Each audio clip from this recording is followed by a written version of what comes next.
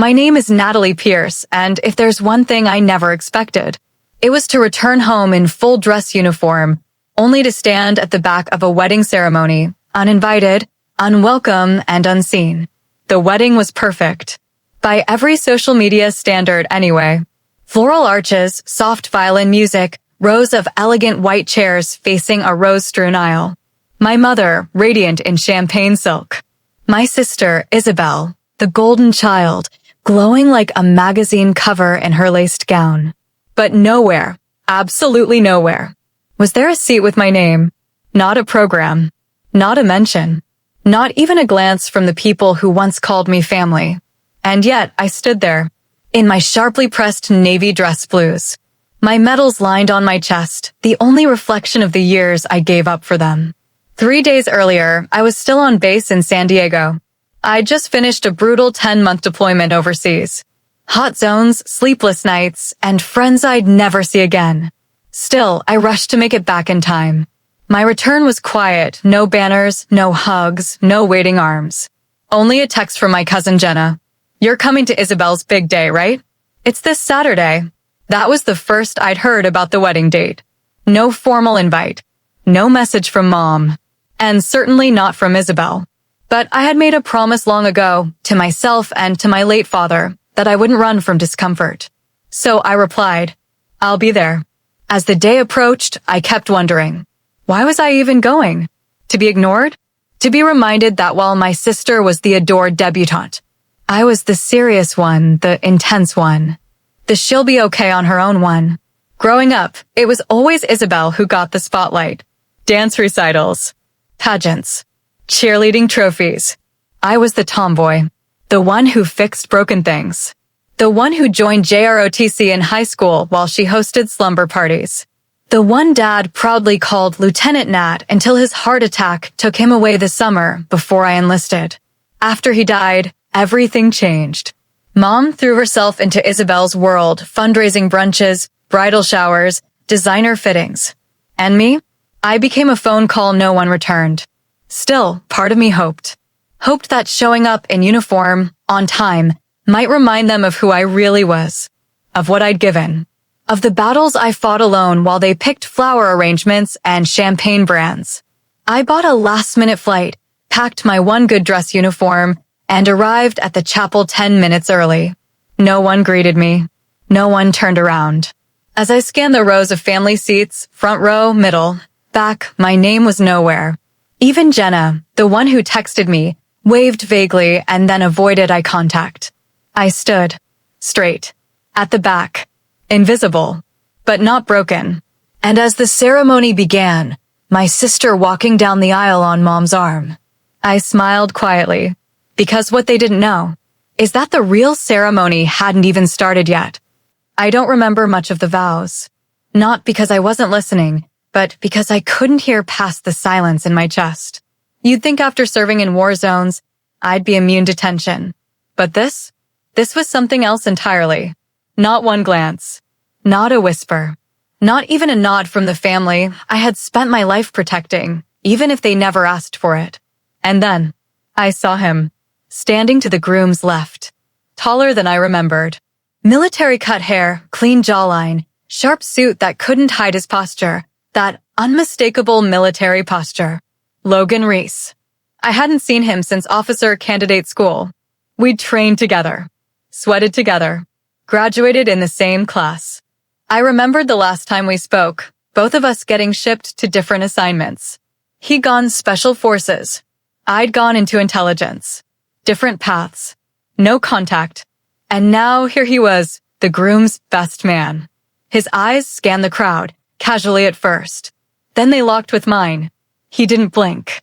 Didn't look away. Instead, slowly, deliberately, he straightened, lifted his hand, and saluted. In front of everyone.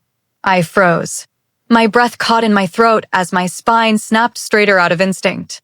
It lasted only a second. But in that second, the room changed. People turned. Whispers started. Eyes followed his line of sight to the back of the room, to me. I saw my mother's eyes widen. Saw Isabel's lips part just slightly in confusion. But Logan didn't care. He didn't hide it. He saluted a fellow officer, not as a friend, not as an acquaintance, but as someone who knew exactly what I had endured. The priest paused mid-sentence, startled by the sudden disruption. The room fell into an uneasy hush. I stood frozen in my dress blues, heat rising to my cheeks. And then I nodded a single, sharp return gesture. Silent, controlled, respectful. The kind of salute they teach you to give when standing over a flag-draped coffin. As Logan lowered his hand, a flicker of something crossed Isabel's face. Recognition? Shame? Or just the realization that someone in the room had seen me before she did? I didn't move from my spot. Didn't smile. Didn't cry. Just stood still, knowing that in one quiet moment, I had become visible again. And this time, not because they allowed it, but because someone with honor demanded it. I was the last to leave the chapel, not because I lingered, but because I needed to breathe. The sun was hot on the concrete steps as guests poured outside, snapping selfies and tossing petals. I stood back near the edge of the courtyard, clutching my cap, quietly deciding whether I should just leave. I had proven my point. I had been seen. But as I turned to walk away, I heard a voice hesitant, almost awkward. Natalie. I turned. It was Jenna, my cousin, the only one who had even acknowledged me in the last 6 months. She was holding a champagne flute in one hand and her phone in the other, nervously twisting her bracelet like she always did when she felt guilty. You're coming to the reception, right? I blinked. The one I wasn't invited to? Her face flushed. I'm sorry. I thought Mom had added you to the list. Sure she did. Before I could respond, I heard another voice, deeper, firmer, familiar. You should come. They'll want to see you now. I turned, and there he was again. Logan. Still in his suit, tie loose now, jacket slung over one shoulder. Up close, he hadn't changed much. Just older. Sharper around the eyes.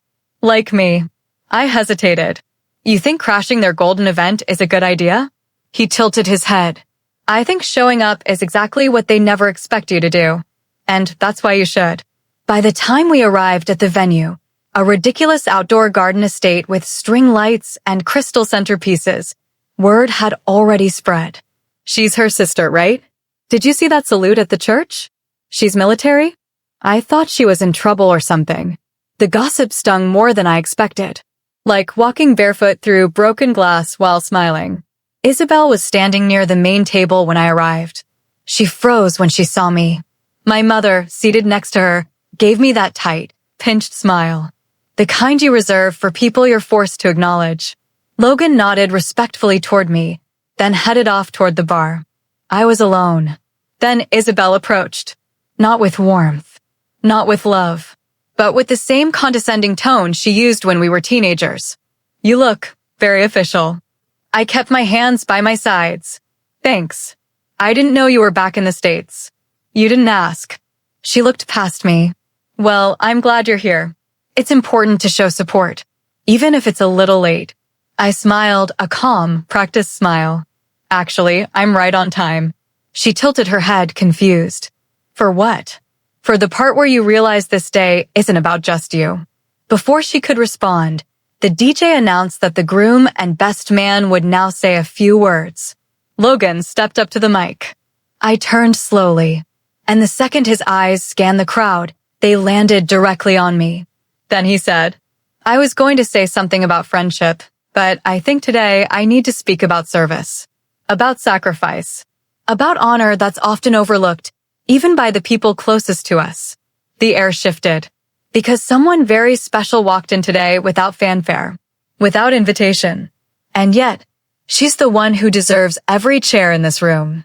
My hands went cold. Murmurs spread like wildfire. So before I say anything else, I'd like to ask everyone to rise and thank Lieutenant Natalie Pierce for her service. The room stood. Some slowly, some awkwardly, some proudly. But they stood. Even Isabel. Even my mother, her face pale, jaw tight. And for the first time in years, I felt taller than my uniform. Because silence was no longer their weapon. It was mine. The applause didn't last long. People sat down out of obligation more than admiration. But it didn't matter. For those 20 seconds, I wasn't the forgotten sister. I was a name they had to recognize, a presence they couldn't ignore. I returned to my corner of the reception, unsure of what to do next. Then Logan appeared beside me, 2 glasses in hand. He held one out. Cranberry. I remember you don't drink at events. I raised a brow. That was over 5 years ago. He grinned. So you've changed? Not really, I said, taking the glass. Just learned to expect less from people in formal wear. We sat at a quiet table tucked near the fountain. Away from the music. Away from the stage toasts and fake laughter. I finally turned to him. You didn't salute me for show. That was personal. Logan didn't deny it. I saw the list. You weren't on it. I asked the groom why. My throat tightened. And what did he say? That Isabel said you were stationed overseas and probably wouldn't care about a family event. I closed my eyes for a second. That wasn't surprising. That was Isabel. Logan went on. When I asked your mom about it, she said you always make things about yourself. That you don't do well with parties. A bitter laugh escaped my lips. That's rich coming from the woman who replaced my dad's photo with a magazine cutout of Isabel's engagement in the living room. He looked at me carefully. They didn't just forget you, Nat. They erased you. There it was. Truth spoken aloud. The kind that sits heavy in your stomach long after dessert. So why are you even here? I asked, shifting the focus. He hesitated, then said something I wasn't ready for. Because I owe you. And because you might be the only one here who knows what it's like to carry weight that no one else can see. I frowned. What do you mean? He glanced toward the head table, where the groom laughed loudly with guests. The guy getting married today, Drew. He and I served together. Not for long, but long enough. He sipped his drink slowly, then added, he got his promotion by taking credit for a rescue op I led. We lost a man that day, and he let command believe he'd pulled it off solo. My jaw clenched. That's unforgivable. Exactly. But he's got family in the upper ranks. The kind of people who write recommendations on Pentagon letterhead. I spoke out, and they called me bitter. I stared at Logan, everything shifting again. He hadn't just come to stand beside his old buddy at the altar. He'd come to expose the truth. And maybe, just maybe, I wasn't the only one taking back control silently. You think I came to crash this wedding for drama? I asked. He shook his head. No. I think you came to remember who you are. Suddenly, Isabel appeared. Fake smile. Perfect lipstick. That tightness in her jaw that came every time I refused to shrink for her. Natalie, can I borrow you for a second? Logan gave me a subtle nod. You've got this. And I followed her, not knowing that what she was about to say would change everything. Isabel led me toward the far side of the reception hall, near the hedge-lined back patio where no guests were wandering. It felt intentional. Private enough for whispered shame. Hidden enough for selective guilt. She turned to face me, folding her arms tightly across her waist. You didn't have to make a scene back there. I raised an eyebrow. A scene? That was a salute, Isabel. You'd know the difference if you ever respected anything outside your reflection. She rolled her eyes. I'm not here to fight.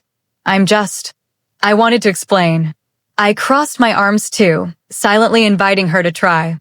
She hesitated, looked down, then finally muttered. I didn't leave you off the list because I forgot. I did it because Mom asked me to. I didn't react. Not yet. She said you make people uncomfortable now. That you're too intense. That every time you come around, it's heavy.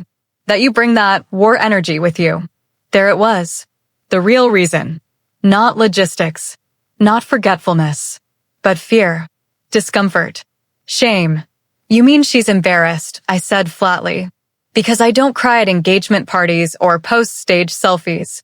Because I don't wear pearls and pretend everything's fine. Isabel didn't answer. She didn't have to. It was all over her face. She didn't want the guests to feel awkward, she offered, like that somehow justified erasing me from the entire event. And you agreed, I added. She didn't deny it. You've always been different. Even Dad used to say it. My jaw clenched. Yeah, and Dad also said I had more courage in my pinky finger than most people have in their whole life. But I guess we remember different versions of him, don't we? Isabel flinched. She hated being called out on selective memory. I took a step closer, voice low and steady. You didn't exclude me because I'm too intense. You excluded me because I'm a mirror. And none of you like what you see when I stand in the room. She opened her mouth to argue, but I cut her off. You're not mad that I showed up. You're mad that I stood taller than you on your biggest day, and I didn't even need a white dress to do it. She blinked rapidly, anger giving way to something far more fragile. Regret, guilt, or maybe realization. I never meant to hurt you, but you did, and you let her do it too.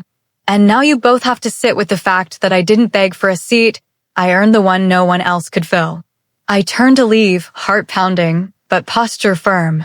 She didn't follow. She didn't call out. Because deep down, she knew. This wasn't just a wedding. It was a reckoning. And I had just delivered the first verdict. I needed air. After everything with Isabel, the truth, the manipulation, the cowardice, I walked back toward the far end of the garden, past the catering tents and guests giggling over Prosecco. Every step felt heavier than it should have. My boots, though polished, had walked through sandstorms, through base rubble, through body bags. But here, they walked through betrayal. And somehow, this betrayal stung more than bullets ever did. I sat on the stone lip of the fountain, staring at the rippling water, unsure of whether I wanted to cry or scream.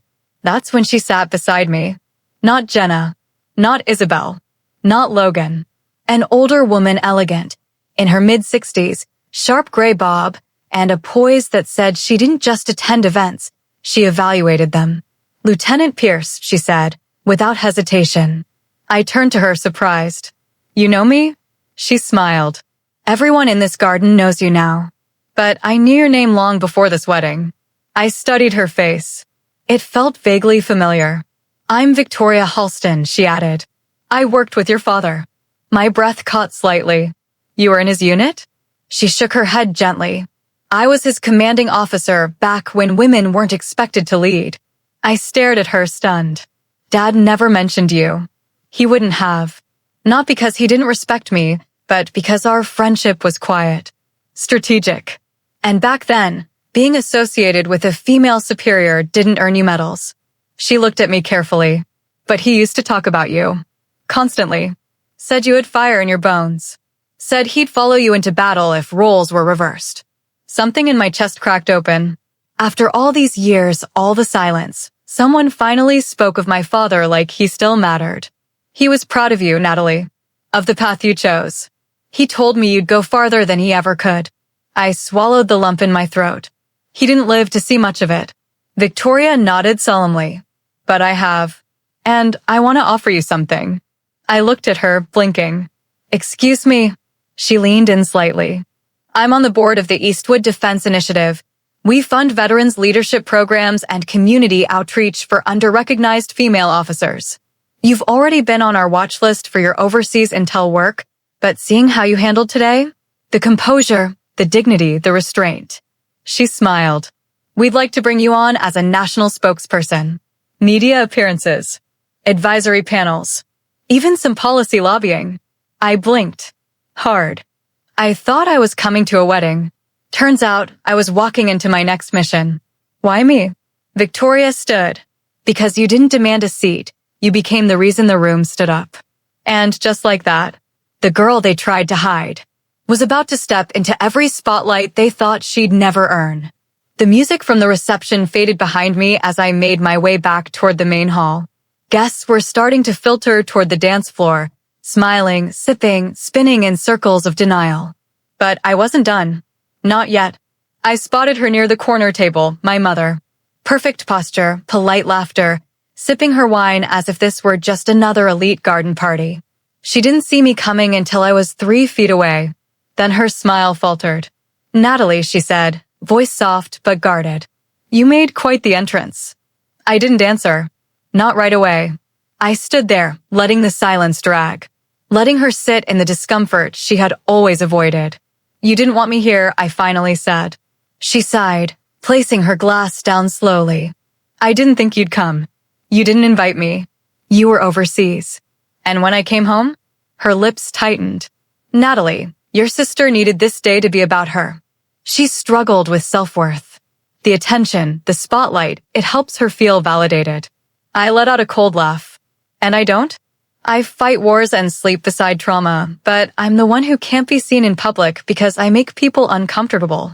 She looked away. You've changed. I stepped closer. No. I became everything Dad believed I could be.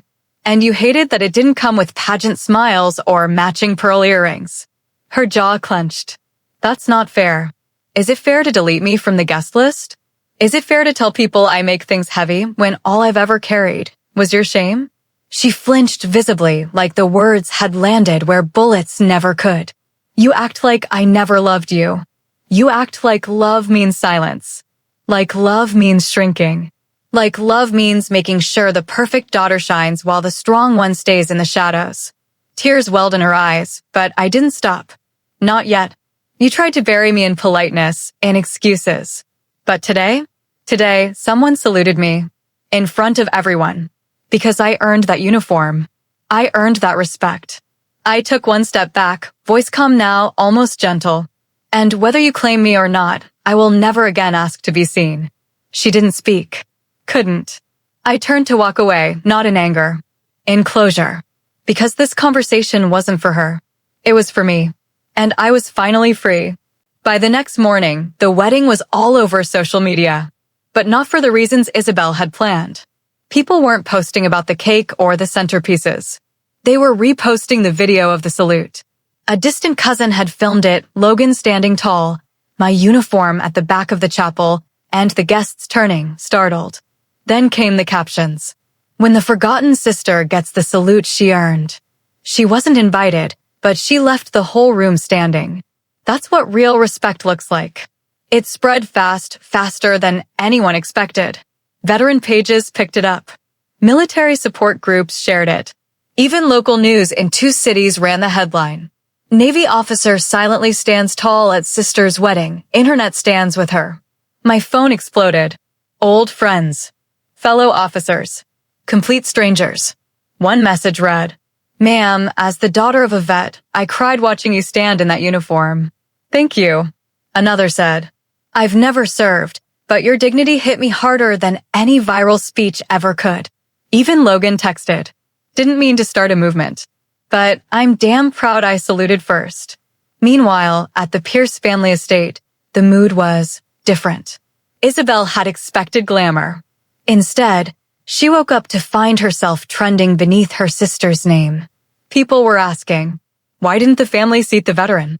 Why wasn't her name on the program? How do you forget your own sister, a Navy officer? And she had no answer that didn't sound petty or privileged. Mom tried to do damage control, posting a throwback photo of me in uniform, captioned with, "So proud of both our daughters." The comments didn't buy it. "Didn't look too proud yesterday. Love isn't retroactive, ma'am." I didn't respond to any of it publicly, because I didn't need to. For the first time in my life, the truth spoke louder than the people who tried to edit me out. Then came the email. Subject line, Keynote Opportunity, Women in Defense Leadership Conference. The sender? Victoria Halston. We've seen the video. We'd like you to open the next national summit. You'll be among admirals, generals, and Pentagon analysts. But none of them stood taller this week than you. I stared at the screen. Me, the uninvited sister. Now invited to lead the very people who once forgot I existed. Somewhere in that moment, the pain didn't disappear, but it transformed. From scar to strength. From wound to weapon. From silence to spotlight. 3 days after the wedding, I received a message I didn't expect. It wasn't a public post or some family PR stunt. It was a quiet text from Isabel. "Can we talk?" Just us. No cameras. No mom. I stared at the message for a full minute before responding. 1 hour. That cafe near the lake. She arrived 10 minutes late. No makeup. No designer heels. Just jeans, a ponytail, and a face that looked like it hadn't slept in days. She sat across from me, eyes down. For once, she didn't look like the bride or the golden child. She just looked like a younger sister, caught in her own fallout. I didn't expect it to go viral, she began softly. I didn't respond. She sighed. I thought if I ignored it, it would die down. But it didn't. You didn't. I raised an eyebrow. What did you think would happen? I thought you'd do what you always do, stay quiet. Let it pass. Shrink. That stung more than I expected. She looked up then, eyes glassy. And when you didn't, it scared me. Because I realized something. You weren't the one who disappeared from this family. We were the ones who disappeared from you. I said nothing. Not because I didn't have anything to say, but because I needed her to keep going. She reached into her purse and pulled out something small. A folded photograph. It was me, about 12 years old, in a toy soldier outfit at a school play. Dad beside me, hand on my shoulder, grinning with pride. This was on the back of Mom's closet door. Hidden. She never threw it out, but she couldn't bring herself to hang it either. I stared at it for a long time. Isabel spoke again. When you left for the Navy, I was jealous. Not because you were brave, but because Dad looked at you the way he never looked at me. I kept trying to be perfect, thinking it would earn me that same look. But it never worked. And after he died, I kept pretending it didn't matter. She shook her head. But it did. That's why I let Mom push you aside. It felt easier than facing the fact that you were the one he admired most. Silence settled between us. Not heavy, not sharp, just real. I took a breath. You could have said this years ago. She nodded, tears slipping down. I know, and I don't expect forgiveness. I just want you to know. I see you now. Not as a soldier. Not as a headline. As my sister. I looked at her, really looked. The fake polish was gone. The performance was over. And maybe, just maybe, this was who she'd been underneath all along. Then see me for all of it, I said quietly. The parts you ignored. The weight I carried. The silence I survived. She nodded again. I do. And for the first time in years. We didn't feel like rivals trapped in a family competition. We felt like survivors of the same storm. Finally reaching for the same shore. The ballroom lights dimmed. Hundreds of attendees, senior officials, commanding officers, decorated veterans, and civilian leaders filled the Marriott Conference Hall in Washington, D.C. The annual Women in Defense Leadership Summit had never seen this kind of buzz before. Not until today. Not until me. Behind the curtain, I adjusted the collar of my uniform. The weight of the medals felt heavier tonight, not physically, but symbolically. Not because of what I'd done on the battlefield, but because of what I'd endured in my own home. A coordinator stepped forward. Lieutenant Pierce, you're up. I walked to the stage. No music. No flashy video intro. Just a quiet voice over the speakers. Please welcome Lieutenant Natalie Pierce, Navy officer, intelligence leader, and the reason millions stood up this week. The spotlight hit me, but this time I didn't flinch. I didn't shrink. I didn't wonder if I belonged. I knew I did. As I reached the podium, the crowd rose to its feet. A standing ovation before I even said a word. I spotted Victoria Halston in the front row. And just behind her, in seats reserved late that afternoon, sat Isabel and my mother. Yes, they came. Not to save face. But because they finally understood. This wasn't a chapter they could write without me anymore. I began to speak. There's a difference between being invited to a seat and building the table yourself. For years, I waited to be seen. Waited to be accepted. Waited to be asked in. But when you spend too long waiting for permission, you start to believe you don't deserve power. I stopped waiting. The room was silent. Every word echoing deeper than just military halls. To every woman in uniform and every girl watching from a living room couch. You don't need to become what others expect.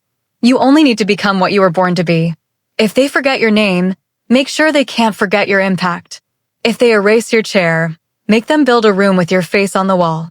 If they silence your story, speak louder until your truth becomes their history. The ovation this time was louder. Tears. Cheers. Respect. And in the middle of it, my mother stood. This time, not to save pride, but to finally let go of the shame she'd buried us both under. Isabel followed, clapping through tears. And in that moment, on that stage, I wasn't just the forgotten daughter. I was the voice that would never be ignored again. 2 weeks after the summit, the keynote replay had been viewed over 3 million times. Clips of my speech were circulating in military groups, women's leadership circles, and even college classrooms. But what stunned me most were the messages from young women I'd never met. My ROTC instructor made us watch your speech. I called my dad after and told him I finally understood why he served. I'm in the middle of boot camp. That video saved me from quitting. I didn't think people like us belonged in those rooms. Now I know we build them. Each message hit like a wave. Not because of the compliments, but because I realized something powerful. I had become what I never had. Visible, loud, unapologetic. A guide for someone else's path. The offers rolled in next. Podcasts, think tanks, even a special guest slot on a major late-night show. Victoria called me with a smile in her voice. You're not just a spokesperson anymore, Natalie. You're a movement. She wasn't wrong. I'd been asked to consult on a policy revision at the Department of Defense regarding how military families are supported during deployments. The irony wasn't lost on me. My own family had left me behind. Now I was helping reshape how families treat those who serve. But while the world was opening up, I still hadn't visited one place. Dad's grave. It had been nearly 4 years. Too painful. Too complicated. Until now. I drove out one Sunday morning, flowers in hand, a box tucked under my arm. No fanfare. No cameras. Just me. Just him. The headstone was simple. James Pierce, father. Soldier. Quiet strength. I knelt beside it and placed the box down.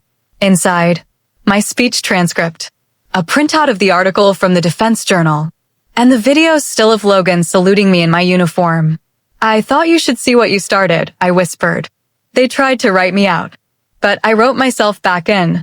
The wind picked up slightly like a nod, a confirmation. And for the first time since he'd passed, I felt like he wasn't just gone. He was watching. And finally, I wasn't standing alone. 3 months had passed since the wedding, since the summit, since the world stopped seeing me as the forgotten one. But sometimes, transformation isn't loud. It's subtle, interior, earned. So when Isabel texted and invited me to a small family dinner, just us, no pressure, I said yes. Not because I needed anything, but because I had nothing left to prove. When I arrived, the house looked the same. White shutters, over-trimmed hedges, the same glass door that once slammed behind me when I left for basic training. But inside, the energy had shifted. Mom greeted me at the door. No pearls, no excuses, just a quiet hug. Isabel was already in the kitchen, barefoot, cooking pasta, hair tied up, apron splashed with tomato sauce. I'm glad you came, she said, genuinely. I sat at the island, taking in the moment. This wasn't a show. No one was performing anymore. Just 3 women trying to reconnect without a script. Dinner was small, homemade, real. No gold-trimmed plates. No floral centerpieces. Just mismatched bowls and honest conversation. Midway through the meal, Mom cleared her throat. I saw the clip of the grave visit. The flowers. The box. He would have been proud. It wasn't a grand apology, but it was more than I'd ever expected. I never told you this, she added, but your father used to say you were a storm in the making. And storms don't ask permission. Isabel smiled through her wine glass. Seems like he was right. After dessert, I got up to leave. But as I reached for my coat, I noticed something new on the wall in the hallway. The family portrait, the old one, was still there. But now, next to it, hung a framed photo of me in uniform. The same still from the salute. Crowd in the background. Eyes forward. Face steady. There was a small engraved plate beneath it. Lieutenant Natalie Pierce. Strength. Service. Storyteller. For years, I had fought to be acknowledged. Begged for a chair at the table. But now the chair was mine.